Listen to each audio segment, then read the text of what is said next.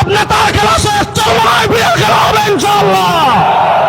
বাংলাদেশে 52 বছর সেকুলারিজম দেখেছেন, ধর্মনিরপেক্ষতা দেখেছেন, গণতন্ত্র দেখেছেন, ন্যাশনালিজম দেখেছেন, সোনার বাংলাদেশ দেখেছেন, রূপার বাংলাদেশ দেখেছেন। দুর্নীতি বন্ধ করতে পেরেছে, চুরি বন্ধ করতে পেরেছে, খুন বন্ধ করতে পেরেছে। আমরা পরিষ্কার ভাষায় বলি, সব বাংলাদেশের খেলা শেষ। পীর সাহেব চরমনায় ঘোষণা দিয়েছেন ইসলামের বাংলাদেশ। কোন সময়কে সংসদে দেশে দেখতে চাই। আমরা শুধু ইসলাম আজকে কিছু আনুষ্ঠানিকতার ভিতরে সীমাবদ্ধ করে ফেলেছি। আমাদের ইসলাম ধর্ম আর অন্যান্য ধর্মের একটা মৌলিক পার্থক্যের জায়গা আমি বুঝাই।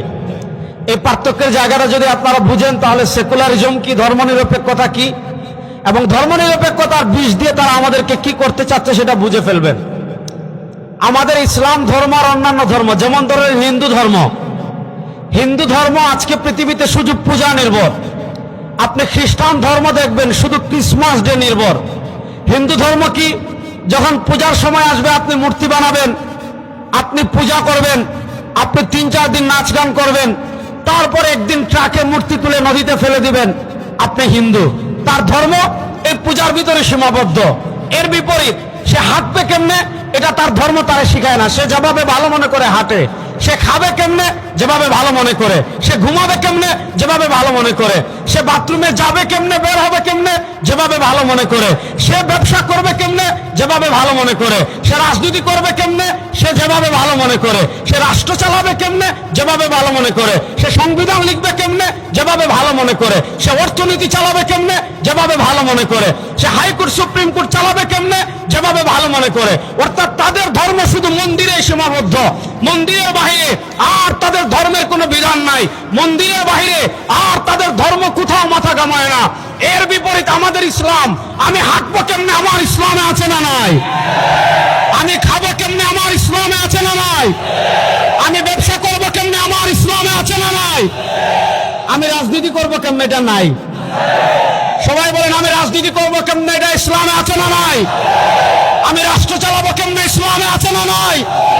আমি সংসদ চালাবো কেমনে, ইসলামে আছে না নাই? আমি হাইকোর্ট সুপ্রিম কোর্ট চালাবো কেমনে, ইসলামে আছে না নাই? তো তারা আমাদেরকে হিন্দুদের মতো আমাদের ধর্মকে মসজিদের ভিতর সীমাবদ্ধ করতে চায়। হিন্দুদেরকে বলে তোমাদের ধর্ম নিয়ে মন্দিরে থাকো, মুসলমানদেরকে শিখায় তোমাদের ধর্ম নিয়ে মসজিদে থাকো, খ্রিস্টানদেরকে শিখায় তোমাদের ধর্ম নিয়ে গির্জা থাকো, আমাদেরকে বলে তোমাদের ধর্ম নিয়ে মাদ্রাসায় থাকো।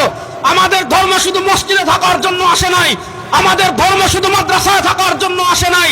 লিউযহিরাহু আলাদ দীনি কুল্লিহি, ঘর থেকে নিয়ে সংসদ পর্যন্ত ইসলাম বিজয় হওয়ার জন্য এসেছে।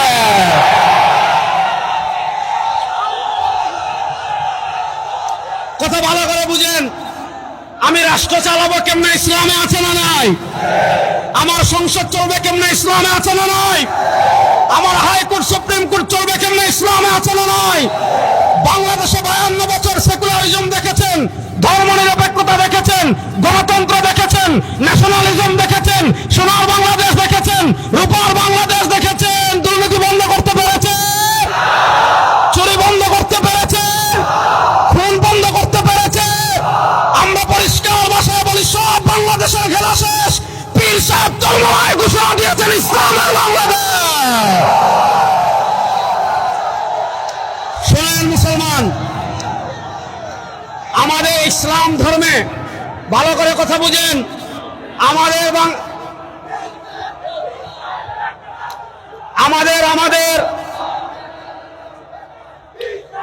আমাদের বাংলাদেশে 52 বছরে আমরা নানা লোকের শাসন দেখেছি, নানা লোকের ক্ষমতা দেখেছি।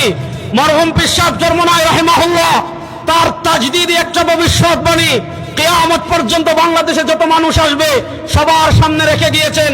শুধু নেতা নয়, নীতির পরিবর্তন চায়।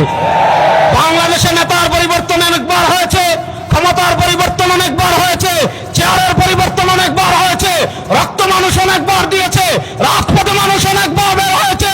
সব নেতার খেলা শেষ, চরমনায় বিয়ের খেলা হবে ইনশাআল্লাহ। এবার ইসলামের বাংলাদেশ গড়ার জন্য প্রস্তুত আছেন সবাই? এবার বলেন, শোনেন শোনেন, ইসলামের বাংলাদেশ গড়তে হলে বসেন, ইসলামের বাংলাদেশ গড়তে হলে আমাদের কিছু করণীয় আছে না নাই? বলে আমাদের কিছু করণীয় আছে না নাই? আমি আমাদের করণীয় কি এই সংক্রান্ত একটা হাদিস পড়ব, পড়ে আমি আপনাদের থেকে দোয়া নিয়ে বিদায় নিব।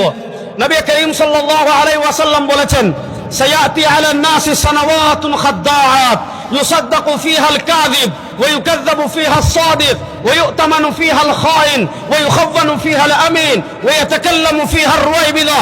قالوا وما الرويبضة يا رسول الله؟ قال الرجل التافه يتكلم في أمر العامة.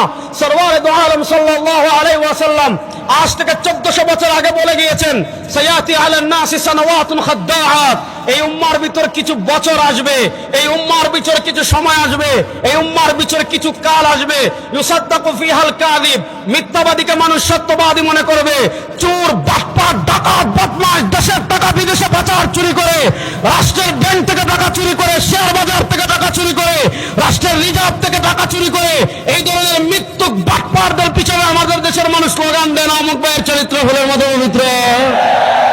ইউসাদ্দাকু ফিহাল কাযিব, মিথ্যাবাদীকে মানুষ সত্যবাদী মনে করবে, ওয়ায়ুকাযযাবু ফিহাস সাদিক, সত্যবাদীকে মানুষ মিথ্যাবাদী মনে করবে, পৃথিবীর সিস্টেম চেঞ্জ হয়ে যাবে।